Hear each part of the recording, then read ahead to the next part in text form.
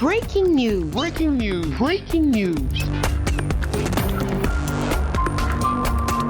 Côte d'Ivoire, la montée des eaux à Grand-Bassam, ville historique située dans le sud-ouest de la Côte d'Ivoire, à environ 30 km d'Abidjan, a enregistré du 11 au 14 août 2023 d'importants dégâts matériels. Merci de rester sur CNN.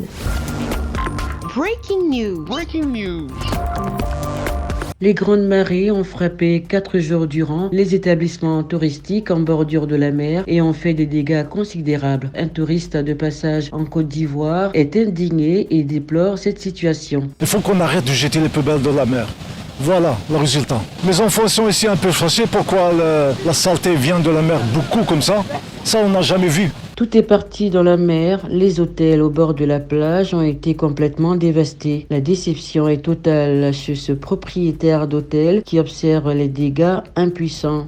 La piscine est dans un état, on est obligé de la vider. On voit encore si les moteurs ne sont pas touchés, s'il n'y a pas eu de service au moteur. Donc il y a ça à voir.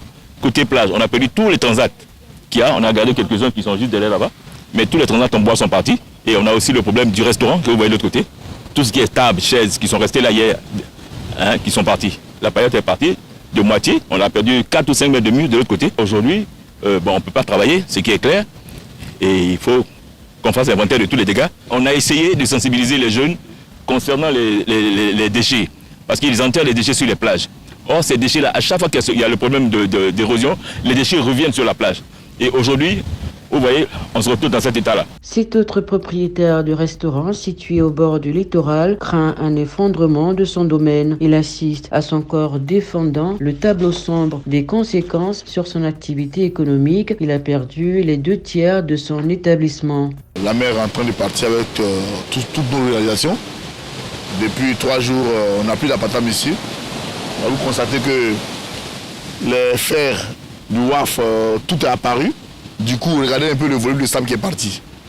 On avait une barrière devant là, la barrière est partie, les paillotes sont parties, on avait des chaises ici, des appartements, tout est parti. Donc là, on est en train de prier Dieu pour ne pas que le bâtiment qui est là-bas passe. Et puis bon, là, on a l'appartement qui est ici aussi qui est parti. Donc du coup, tout est en train de partir, tout doucement. On espère que le pic est atteint et que les choses vont se passer pour qu'on puisse avoir au moins quelque chose dans notre escarcelle. Ce qui a été détruit là, c'est pas moins de 5 à 10 millions. Ça va rentrer l'activité. Vous imaginez que c'est une plage qui prenait pratiquement près de 2000 personnes.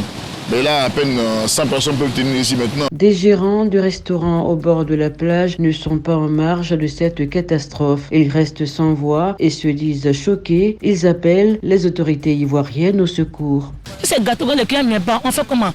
Ils sont bloqués, les personnes à payer. Il y a le courant, il y a l'eau, le monde mange, nous avons la scolarisé. On fait comment? Tous les restaurateurs ont perdu. Il y a beaucoup de destructions, de chambres, piscines. L'autorité peut avoir au moins une aide au niveau de la plage de Bassam. Au quartier France, un quartier de la commune de Grand-Bassam, presque toutes les habitations sont faites de paille et sont également sous la menace de l'avancée progressive de la mer. Ce vieil homme et sa famille dorment à la belle étoile depuis 5 jours, ne sachant où aller. La mer a commencé d'Indi. Jusqu'à aller là, la mer n'a pas coupé. Il n'y a pas de maison. Moi, il y a un enfant. Il y a ma femme. On n'a pas gagné une maison pour dormir. Il y a là, tout le monde est deux ici. On ne sait même pas où on va rentrer. Toute maison, moi, monsieur au bordure, tout est cassé. On ne peut pas dormir dans la maison jusqu'à aujourd'hui. Il y a la maison de mon grand-père même. De toute façon, vague a soulevé là, c'est tombé sur lui et puis sa femme. Si Dieu n'était pas dedans, peut-être actuellement, il était à la mort. Grand-Bassam, ville classée patrimoine de l'UNESCO, est menacée de disparition à cause de l'érosion côtière. Le littoral doit rester en bon état et productif pour créer des opportunités économiques. Merci d'être sur CNN, la télévision autrement. Les programmes se poursuivent. Retrouvez en ligne toute l'information afro-mondiale sur CNN, la télévision autrement, C-Web Info et Radio Voltage 2.